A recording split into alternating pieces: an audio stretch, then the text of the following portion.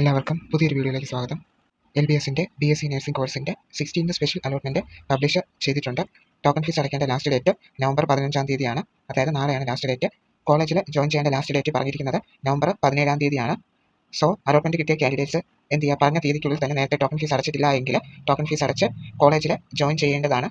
കോളേജിൽ ജോയിൻ ചെയ്ത് ഫോർമാലിറ്റീസ് ഒക്കെ കംപ്ലീറ്റ് ചെയ്ത് നിങ്ങളുടെ അഡ്മിഷൻ കൺഫേം ചെയ്യേണ്ടതാണ്.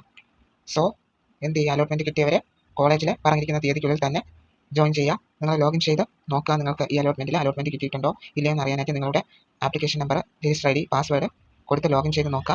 അഥവാ നിങ്ങൾക്ക് ഈ അലോട്ട്മെൻറ്റ് കിട്ടിയിട്ടുണ്ടെങ്കിൽ ടോക്കൺ ഫീസ് നേരത്തെ അടച്ചിട്ടുണ്ടെങ്കിൽ നിങ്ങൾ കോളേജിൽ എന്ത് ചെയ്യുക, ജോയിൻ ചെയ്യുക. അതായത് ആദ്യമായിട്ടാണ് ഈ ഒരു അലോട്ട്മെൻറ്റ് കിട്ടുന്നതെങ്കിൽ അങ്ങനെയുള്ളവർ ടോക്കൺ ഫീസ് അടച്ച് പറഞ്ഞിരിക്കുന്ന തീയതിക്കുള്ളിൽ എന്ത് ചെയ്യണം, കോളേജിൽ ജോയിൻ ചെയ്യണം.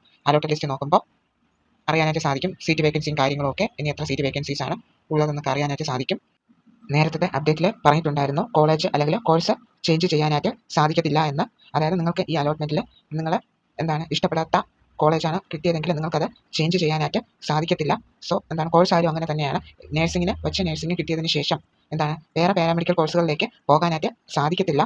സോ ഇത് എല്ലാവർക്കും അറിയാം എന്ന് വിശ്വസിക്കുന്നു. പിന്നെ നേരത്തെ സീറ്റ് വേക്കൻസി ലിസ്റ്റ് ഒഫീഷ്യൽ സൈറ്റിൽ പബ്ലിഷ് ചെയ്തിട്ടുണ്ടായിരുന്നു. അതിൽ 2 കോളേജസിലാണ് സീറ്റ് എക്സ്റ്റെൻഡ് ചെയ്തത്. സോ ആ 2 കോളേജസിലും എത്ര കാൻഡിഡേറ്റ്സിനെയാണ് എടുത്തിട്ടുള്ളതെന്നൊക്കെ അലോട്ട് ലിസ്റ്റ് നോക്കുമ്പോൾ അറിയാനായിട്ട് സാധിക്കും.